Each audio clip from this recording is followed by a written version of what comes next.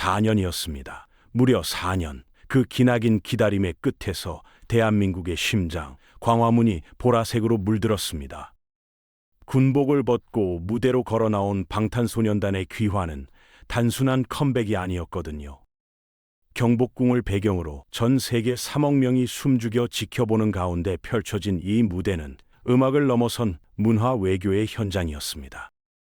슈퍼볼 하프타임 쇼의 3배 규모, 10만 명이 넘는 인파가 광화문 일대를 가득 메운 그날, 대한민국은 전 세계 앞에서 뭔가를 증명했습니다. 그게 무엇인지 지금부터 함께 확인해 보시죠. 공연의 막이 오르던 순간을 상상해 보세요.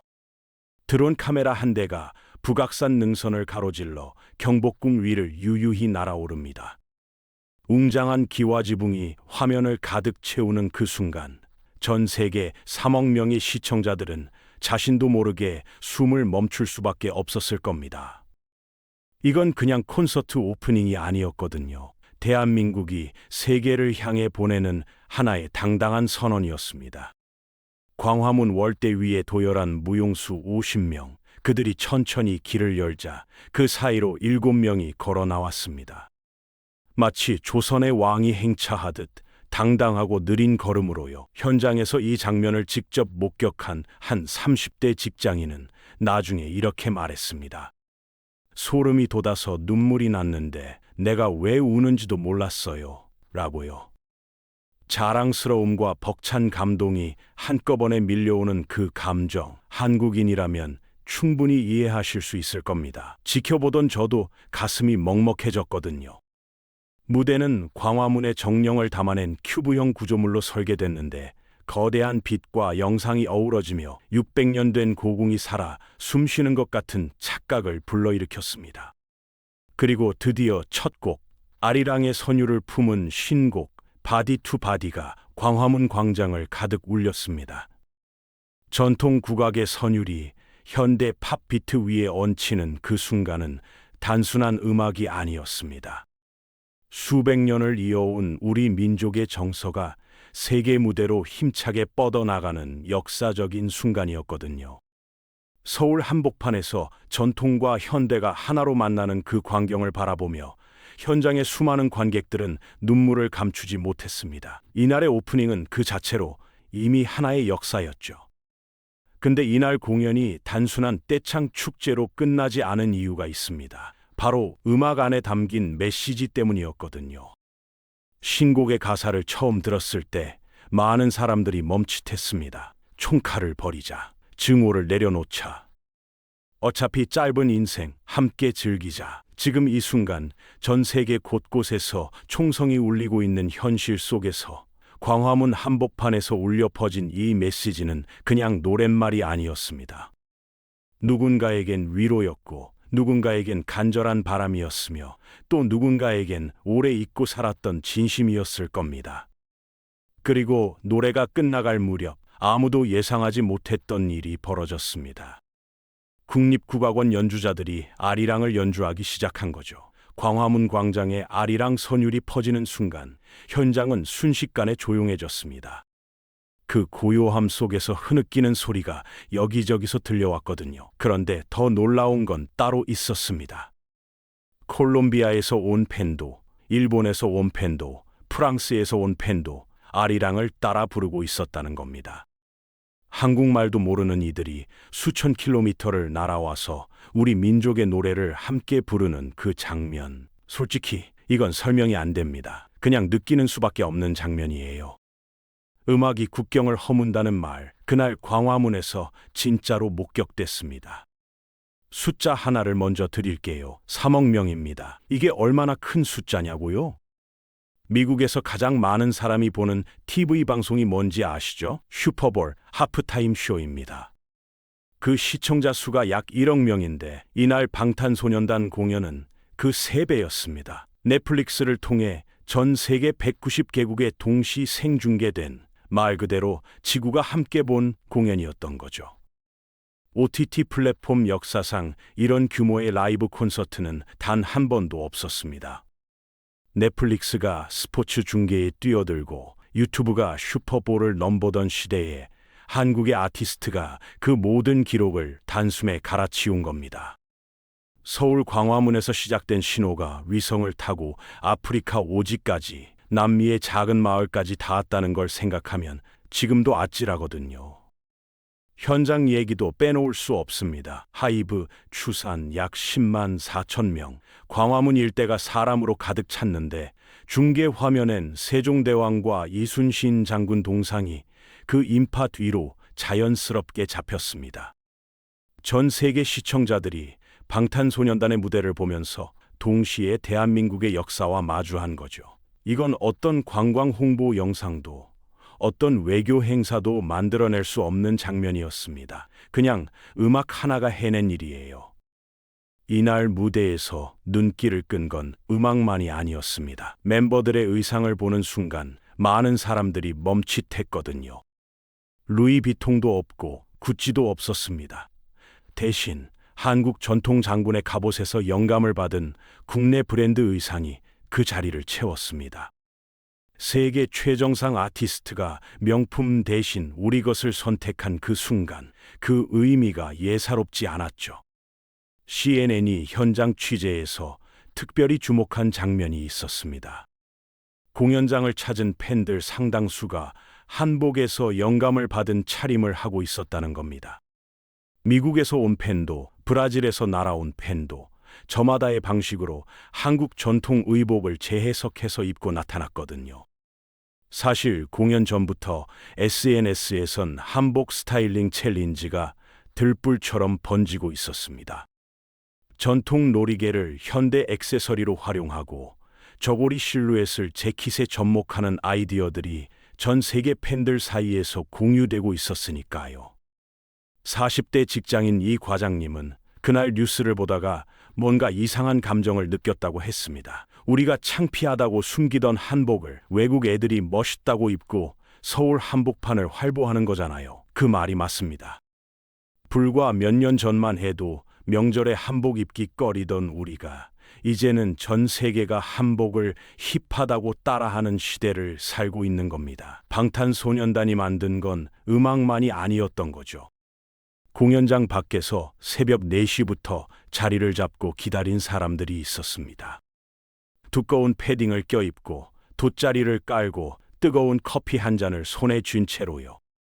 그중엔 영어도 한국어도 아닌 스페인어로 연신 통화를 하던 할머니 한 분이 계셨습니다. 콜롬비아에서 날아온 팬이었는데 휠체어를 타고 계셨거든요. 옆에서 지켜보던 자원봉사자가 어떻게 오셨냐고 묻자 할머니는 이렇게 답했다고 합니다. 무조건 와야 했어요. 그 말 한마디가 이날 현장의 모든 걸 설명해 줬습니다. 국적도 나이도 몸 상태도 아무 상관이 없었던 거죠.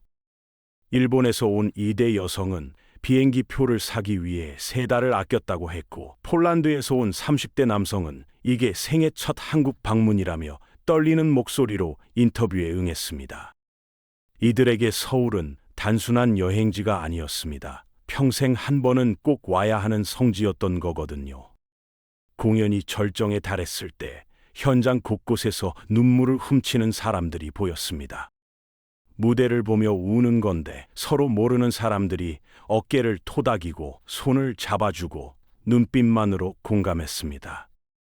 언어가 달라도 피부색이 달라도 살아온 세상이 달라도 그 순간만큼은 진짜 하나였거든요. 팬덤이라는 말로는 부족합니다. 그건 음악으로 연결된 하나의 거대한 공동체였습니다. 공연이 중반을 넘어서면서 분위기가 달라지기 시작했습니다. 신곡들이 차곡차곡 쌓이며 감동을 켜켜이 올려놓더니 어느 순간 익숙한 전주가 흘러나왔거든요. 버터였습니다. 그 순간 10만 명의 입에서 동시에 함성이 터져나왔고 광화문 광장은 말 그대로 뒤집혔습니다. 영국 BBC는 이날 공연을 보도하면서 이렇게 표현했습니다. 서울의 심장이 보라색으로 물들었다고요. 팝의 메가스타가 돌아왔다는 말과 함께 실제로 현장에서 위에서 내려다봤다면 장관이었을 겁니다. 저마다 손에 쥔 응원봉이 일제히 켜지며 광화문 광장 전체가 보라빛 바다로 변하는 그 장면은 어떤 조명 감독도 연출할 수 없는 자연스러운 아름다움이었거든요.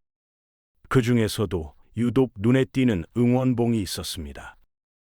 한 해외 팬이 직접 만든 한복 에디션 응원봉이었는데 전통 매듭과 색동 장식을 손수 붙여 꾸민 거였습니다.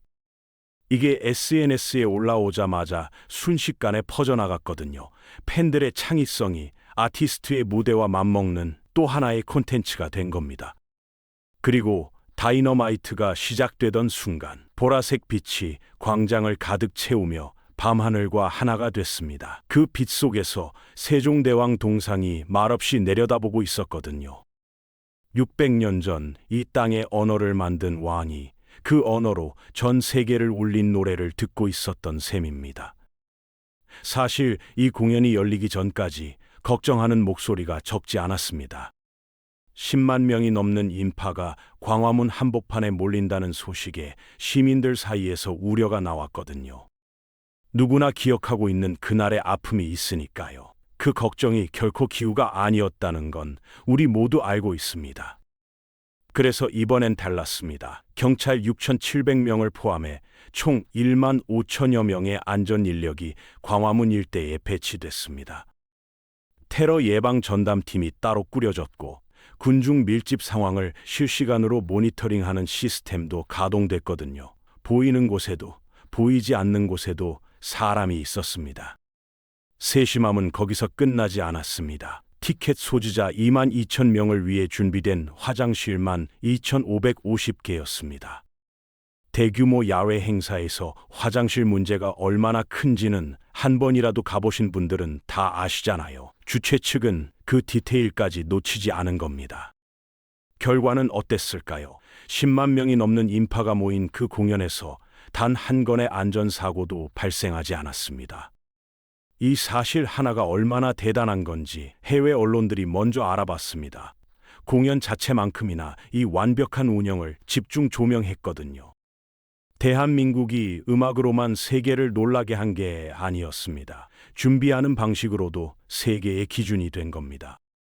앙코르 마지막 곡이 끝났습니다. 소우주의 마지막 음이 광화문 광장에 잔잔하게 퍼지며 사라지던 그 순간 누구도 서두르지 않았습니다.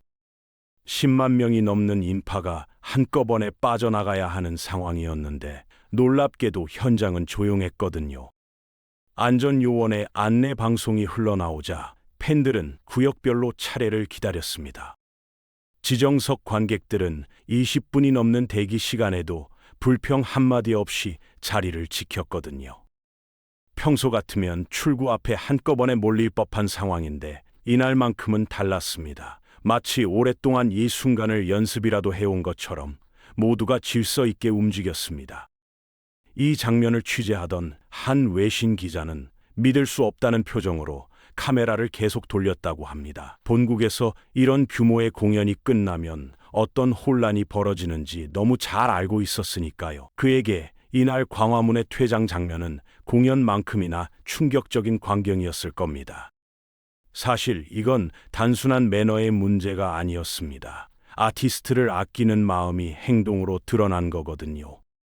내가 이 공연을 망치면 안 된다는 책임감, 우리가 만드는 이 자리가 누군가에겐 평생의 기억이 된다는 마음, 그 마음들이 모여서 10만 명의 질서가 된 겁니다. 아티스트의 품격은 팬덤의 품격과 따로 존재하지 않는다는 걸 이날 광화문이 증명했습니다. 인파가 빠져나간 광화문 광장에 밤바람이 불기 시작했습니다. 10만 명이 다녀간 자리니까 솔직히 어느 정도 각오는 했을 겁니다. 쓰레기가 쌓여 있고 음식 용기가 나뒹굴고 응원 도구들이 여기저기 버려져 있을 거라고요. 그런데 그 예상이 완전히 빗나갔습니다. 공연이 끝나자마자 광장 곳곳에서 보라색 띠를 두른 사람들이 나타나기 시작했거든요. 아미 자원봉사자들이었습니다. 이들은 쓰레기 봉투를 들고 광화문 일대를 하나하나 훑기 시작했습니다. 누가 시킨 것도 아니었습니다. 조직적으로 동원된 것도 아니었어요. 그냥 스스로 자연스럽게 움직인 거였거든요. 새벽이 될 무렵 광화문 광장은 공연 전보다 더 깨끗해져 있었습니다. 이 장면이 SNS에 퍼지자 반응은 폭발적이었습니다. 그 가수의 그 팬이라는 말이 댓글마다 달렸거든요. 해외 팬들도 놀라긴 마찬가지였습니다. 자국에서 대형 공연이 끝난 뒤 거리가 어떤 모습이 되는지 경험으로 알고 있으니까요. 사실 이 자원봉사 문화는 하루아침에 만들어진 게 아닙니다.